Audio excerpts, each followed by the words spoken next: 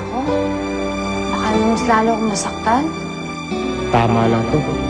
Ito dapat ang ginawa namin. Hindi na makakalusot si Jessie sa mga kasunduan namin. Bali para sa bahay naman to. At hindi na siya aalis dito. Hindi na niya ako iiwan.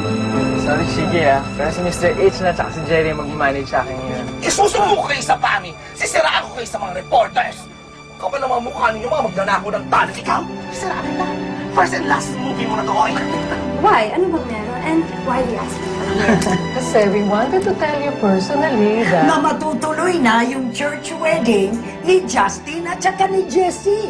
Paano mo nabola si Justin? Gusto mo lang si Justin dahil sa bahay mo. Ang sama-sama mo! Bakit pa natin kailangan magpakasal sa simbahan? Hindi ba napag-usapan na natin to? Bakit mo ginaganon si Elaine? Dahil iniwanan ka niya dati at pinaintay ka niya? Para mo siya pinaparusahan ngayon? Kasi kung mahal mo naman si Elaine,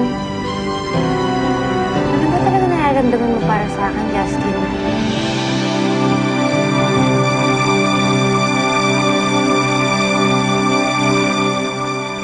Jason, ano bang drama to? Hindi ba nagpirmahan na tayo ng bagong kontrata natin? Di ba? Ayun na nga eh. Ako, willing na akong ibigay sa yung bahay. Pero dahil sabi mo, gusto mong ibalik sa akin yung bahay, kaya nagpirmahan tayo ng kontrata, chu-chu-chu-chu. De, yun na, nagpirma na yung kontrata. Di, dapat, kung gusto mong ibigay sa akin yung bahay, di dapat ibigay mo na. Para magsama na kayo ni Elaine, di ba? Para hindi na mahirapan si Elaine. Para hindi ka na mahirapan. Para hindi na rin ako mahirapan. Apo, Miss Lily, ayusin ko na po lahat ngayon din. Apo, sasabihin ko po kay Miss Lily.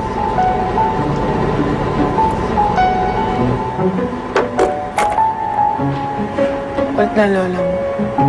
Tawag ng tawag ako sa susuotin ni Papa Justin bukas. Micheline, hindi naman sa chismosa ako or anything.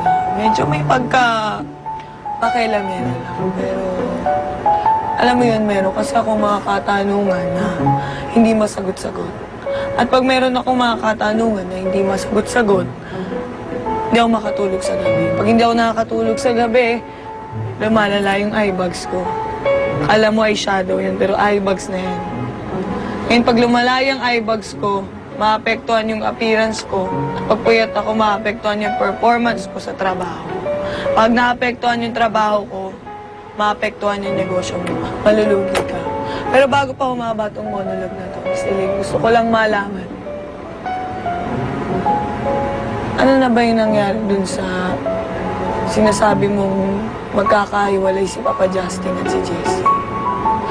Bakit bukas ikakasal na sila at sa simbahan pa? Jessie, meron na nga tayong bagong kasunduan. Binilan pa kita ng red roses dahil alam ko ito yung gusto mo. Binibigay ko na nga sa'yo lahat. Ano ba bang gusto mo sa akin? Jessie, kung iniisip mo ang kasal natin, solved na lahat yun. Alam mo ba si Jerry nakahanap ng stage actor na magpapanggap bilang pari natin? Kaya plansyado na lahat. Ano ba akala mo matatakasan natin yun? Si Lomita kaya nag-organize nun. Jessie, sige na.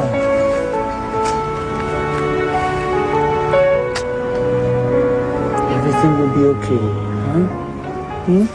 Huwag mo nga akong binibigyan ng mga haplos ng pagmamahal, may mga party kulot-kulot ka pang gano'n. Di pa tayo kasal! Talaga, lahat na lang, lahat. Pati ako Mali na ngayon. naman, mali na naman. Lahat na lang mali. Lahat!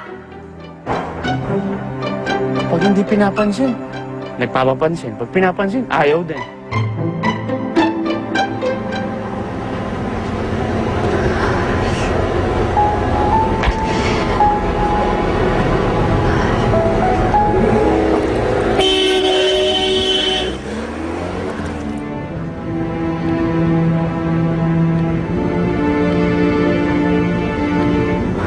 Ano ba, Miss Elaine, magpapakamatay ka ba? Ha? Ano ba nangyayari sa'yo? Miss Elaine, Just leave me alone.